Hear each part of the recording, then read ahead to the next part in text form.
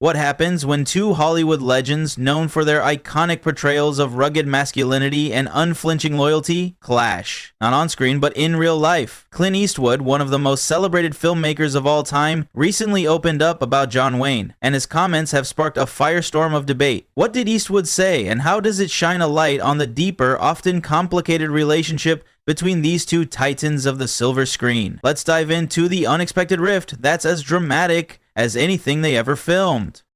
John Wayne, born in 1907 as Marion Robert Morrison, wasn't always the towering icon we know today. His journey to fame began in the small town of Winterset, Iowa, where he grew up during a time when rugged individualism wasn't just a virtue, it was a necessity.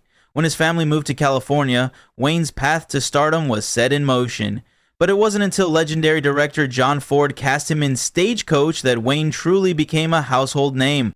In that role, Wayne embodied the archetype of the strong, silent cowboy, an image that would follow him throughout his career. He was the man of unwavering principles, deeply rooted in the traditional values of a time gone by. And off-screen, Wayne was just as steadfast, a man with a clear sense of right and wrong. He supported conservative politics, championed anti-communism, and publicly backed the Vietnam War. For Wayne, the West was a place where justice was served at the end of a six-shooter, and the moral lines between good and evil were never blurred. His legacy became synonymous with unwavering patriotism and traditional American values. Now, let's fast forward to Clint Eastwood's early years. Born in 1930 in San Francisco, Eastwood's childhood couldn't have been more different from Wayne's. Growing up during the Great Depression, Eastwood's family was often on the move, trying to make ends meet. This nomadic existence built in him a sense of self-reliance that would define his career. Unlike Wayne, who had a fairly straightforward path to Hollywood, Eastwood's journey was far more unconventional. After serving in the military and working various odd jobs, Eastwood landed small TV roles. But it wasn't until his breakout role as Rowdy Yates in Rawhide that he began to make a name for himself. Still, his true breakout came when he teamed up with Italian director Sergio Leone in the 1960s. The Dollars trilogy redefined the Western genre. Eastwood, as the man with no name, introduced a new kind of Western hero, one who was morally ambiguous, pragmatic, and unflinchingly tough. His portrayal contrasted sharply with Wayne's clean-cut heroes. Eastwood's heroes didn't always know what the right thing to do was. They were often driven by self-interest, making them more relatable to modern audiences. Eastwood's brand of heroism wasn't about ideals, it was about survival and making it through a dangerous world. And here lies the heart of the Eastwood-Wayne divide. Their careers weren't just shaped by different backgrounds, they were reflections of two vastly different worldviews. Wayne's career was rooted in the ideals of the past, holding up the virtues of duty, courage, and honor. In his world, good and evil were clearly defined and justice was always served in the end. Eastwood, on the other hand, represented the skepticism of a post-war world, a rapidly changing society that questioned traditional values. His westerns were grittier, darker, and far more morally complex. Instead of clear heroes and villains, Eastwood's films often portrayed characters who were deeply flawed, just like real people. This shift mirrored the social upheaval of the 1960s and 70s, when the country was grappling with questions about Vietnam, civil rights, and personal freedom. Eastwood's work reflected the emotional complexity of the times, while Wayne's kept harkening back to a more straightforward and idealized vision of the American West. While Wayne's unwavering loyalty to his values and his love for America made him a hero to many, Eastwood's films became a mirror for a generation searching for answers in a more complicated world.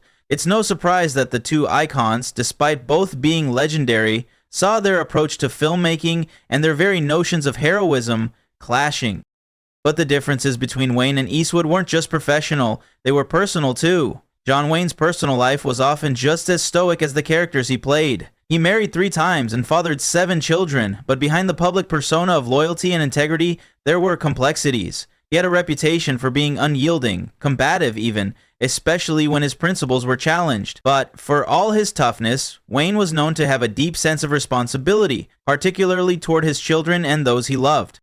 In contrast, Clint Eastwood's personal life was marked by contradictions. Known for his intense privacy, Eastwood had numerous relationships and fathered 8 children with multiple partners. He was a man of few words, but those close to him described him as deeply generous, supporting friends, co-stars, and up-and-coming talent. His relationships were equally complex, demanding yet fair. As a director, he could be a mentor to younger actors, helping them grow in their careers. Eastwood has always seemed to straddle the line between a private life full of secrets and an openness that allowed him to encourage others to find their own way. His relationships were messy but ultimately authentic, grounded in a sense of mutual respect. Wayne's loyalty mirrored the steadfast convictions of his characters, while Eastwood's adaptability reflected the nuanced, evolving figures he portrayed on screen. For both, their personal struggles and triumphs colored the way they approached their roles, adding layers to their already complex legacies.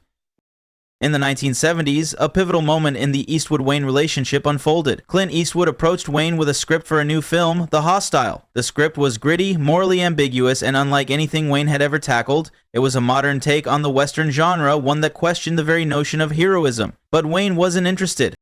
Wayne's reaction was swift and scathing. He criticized the script for undermining the Western genre and its values, accusing Eastwood of betraying the traditions that had made the genre and Wayne himself iconic. This wasn't just a professional disagreement, it was a fundamental ideological divide. Wayne's vision of the West was a place of honor and duty, a land where good men stood tall and did the right thing. Eastwood, however, believed the genre needed to evolve. To him, the complexities of the real world demanded a more nuanced approach. And just like that, any possibility of collaboration between the two men was squashed. This moment encapsulated their philosophical rift. Wayne saw Eastwood's darker, more ambiguous take on the West as a betrayal of the values he held dear. Eastwood, in turn, viewed Wayne's traditionalism as outdated and naive. But in many ways, this clash was inevitable. As Hollywood entered a new era of filmmaking, both men, each representing a different generation, were bound to collide. As time passed, their differing approaches to the Western genre became more apparent. John Wayne's influence on Hollywood is immeasurable. His films served as the blueprint for countless imitators, and his persona became synonymous with the rugged individualism and unyielding morality of his era. Even decades after his death, Wayne's name is still a symbol of the values that define mid-century America. Eastwood, however, didn't just stick to westerns. His career spanned a wide range of genres, and his work as a director, in particular, has solidified his place as one of Hollywood's most versatile and enduring talents. Films like $1 Million Baby and Gran Torino showcase his ability to tackle complex themes, morality, redemption, regret, with depth and sensitivity. Eastwood's films remain relevant, speaking to modern audiences who grapple with the same questions about life, death, and human nature that Eastwood's characters often face. And this is where the true legacy of Eastwood and Wayne diverges. While Wayne's films continue to hold nostalgic value, Eastwood's body of work evolves with the times. His influence is felt beyond the Western genre, and his approach to storytelling has shaped Hollywood's approach to complex, mature films. So, why does Clint Eastwood's recent criticism of John Wayne matter? It's more than just a critique of a fellow actor. It's a reflection of the changing tides in Hollywood and American culture. Their differences, philosophical, artistic, and political, highlight the shifting values of a nation in flux. Eastwood's remarks offer a glimpse into the ongoing conversation about tradition versus progress, and about the kind of stories we choose to tell about ourselves. As we reflect on the legacies of these two icons, we see not just a tale of rivalry, but a dialogue between two generations of filmmakers. Together they represent two sides of the same coin. Wayne, the embodiment of old-school values; Eastwood, the face of a new, more complicated era of cinema. Their influence is undeniable, and their clash of ideologies continues to captivate audiences to this day.